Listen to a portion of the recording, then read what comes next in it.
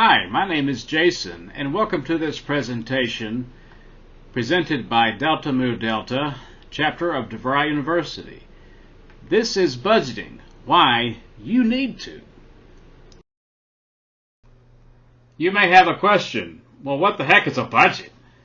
A budget defined is a financial plan for a defined period of time.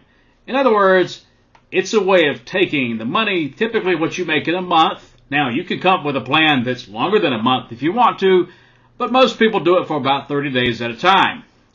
What they do is they come up with a plan, a way to make sure that their money is used wisely, that their bills are paid on time, and that they are providing not only for those who they care for, but for themselves. In other words, it's a way to pay your bills, save your money, and have a plan for the future.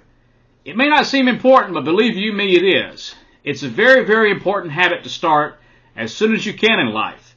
And coming from someone who did not understand the importance of budgeting until much, much later in life, believe you me, it makes one heck of a difference. Once you start it, you can keep going. But starting is the hardest thing of all.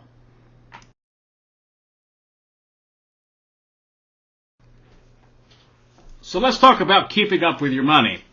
Now, I understand we live in a time where you have a smartphone. More than likely, whether it's Android or iOS or whatever, it's got some kind of an app from your bank or your credit union that you can use to sign in and look at your account. You can see exactly how much money you've got and what you've paid recently, and there you go, right? Is that the same as a budget? Absolutely not. A budget is a plan. It's a way to keep up with your finances, a way to know where all your money is going consistently on a monthly basis. So even if you have a bank account where you have ready access to your finances, that's a great thing to have. Believe you me, I love mine to death. But you need to have a way of tracking how you spend your money, where you need to spend it, and most importantly, why. Why are you spending it on this or that? Everything has a purpose. It's all connected together. The budget is a way to make sure that you know where everything is going every time. And if you need to make an adjustment because something in life changes, you have a kid, you're going to have to buy a house, you finally were able to save for that junk car that you want to fix up, well, guess what? You need a budget to do all those things. So when you get your paycheck, I don't know if you've ever asked yourself the question, where in the world did all my money go? I think I've been doing that for the last 20 years and I still can't figure it out. But in truth, you really can. A lot of it goes to pay federal and state taxes, and you've got things like Medicare and Medicaid, which you may not be concerned about until much later in life, but believe you me, should you need it, you'll be glad it was there. And we have health and legal benefits. Maybe you get health insurance coverage through your job, for example, as a lot of people do, or you have other benefits that they provide. Also, you may have insurance coverage for yourself or your family. That's another deduction. And then something I could really speak to, child support. Since my divorce, I've been dealing with that, and every time I see it come out of my check, I think about things like, golly gee, that's a lot of money I just saw go bye-bye. Yes, I have to pay it, but you know what? There it is. That and other types of legal entanglements could lead to certain garnishment in your wages, and you may have to deal with something like that. Or really anything else the government could think of as a means to tax you or take more of your money. Uncle Sam is very likely going to do that. And again, sometimes I'm just amazed for how all of it gets gone, but after all of it is gone, all these things are taken out, then I'm left with my net income. So who gets the money after all that stuff gets taken out? Uncle Sam gets his piece, maybe the courts get their piece, the insurance companies take a part. After all of that's taken out, and you've got your take-home pay, then what do you do with it? Well, the first thing you need to do is pay yourself. And you're like, okay, I just got paid, so am I not basically paying myself? No. What I mean is you got paid by the man or whoever you work for. They paid you, but you're not paying yourself until you save some of that money. And that's how you pay yourself. So make sure that you allocate a portion of what you make to savings. The best thing to do is to have a checking account and a savings account, and then have your savings automatically deducted. How much do you need to save? That largely depends on what you can afford to save, but also even something as small as 5% of each paycheck goes a long way over time. Secondly, you got to pay the bills. Look at your necessary expenses and make sure you take care of the ones that are really, really essential, like a light bill or a rent bill or a car note, whatever you know you've got to pay, or it's going to have like serious bad consequences for your life. Handle that thing. So pay yourself and take care of those necessary bills. The first two things you need to do after all that other stuff gets taken out and you get your net pay. So is there a difference between what I need and what I want? Well, yes. For example, we need to make really clear, intelligent decisions about what we need versus what we want. We need to save money, pay our important bills, make sure we have, things like food so we can eat, and gas so we can drive until everybody goes to electric cars, which I don't know. A Tesla's pretty doggone expensive, isn't it? So most of us need gas. But you get the idea. The important things that you have to have for life, those are needs. Now, what about what you want? Well, I, for one, wanted that 85-inch 4K ultra high-definition TV. Other people I know, they might want a PlayStation 5, a new 2021 Dodge Charger. How about a set of 4 chrome wheels for the Dodge Charger?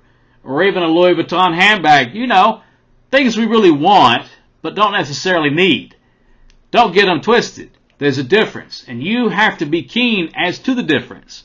Remember, your food, your gas, your important bills, the things that you have to make it to work, to get back, clothing, for example, things we have to have, those are needs. Everything else that we want, like that trip to Aruba or to Jamaica, to the hedonism resort, those are wants, my friend. Make sure you know the difference.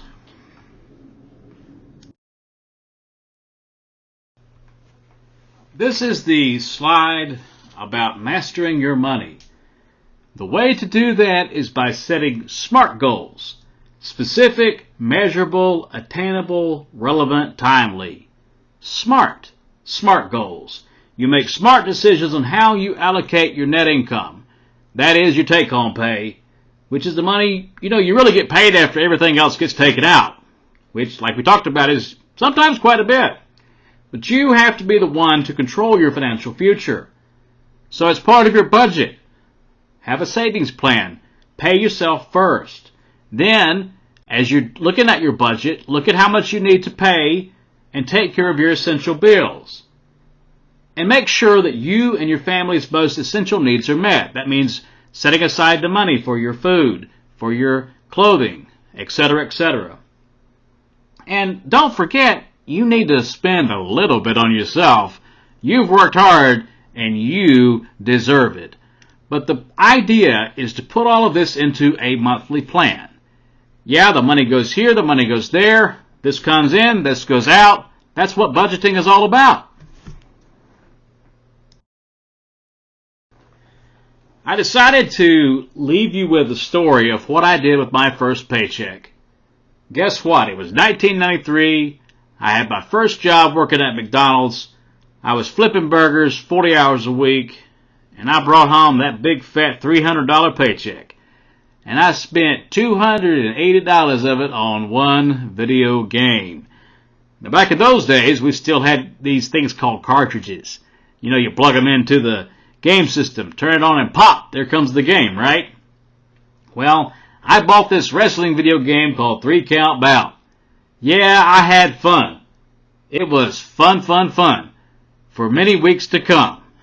But imagine what I could have done if I had taken that $300 and saved it, put it into a CD or a money market account or some sort of financial instrument or investment. Now, I'm not saying that you can afford to invest your entire paycheck, but when you're 16 and living with mom and dad, you can. My point is that had I invested the money, judging for inflation and some simple compounded interest, I'd have a lot more money than $300 in the year 2021. But I bought one video game instead that actually lost value over time to make things worse. My point is, it wasn't the best financial decision I ever made, and to be quite frank, I made many bad ones many years after that as well. It took me a long time to understand why budgeting was important. I still remember hearing my mom talk about budgeting when I was young. It almost sounded like a parrot. Budget, budget, budget. I didn't want to hear what she had to say, but in truth, I should have listened. And, moms tend to give great advice most of the time. So my advice to you is budget. It doesn't matter how old you are, start. If you don't think you can do it anyway. You need a budget is the best decision you can make for your financial future.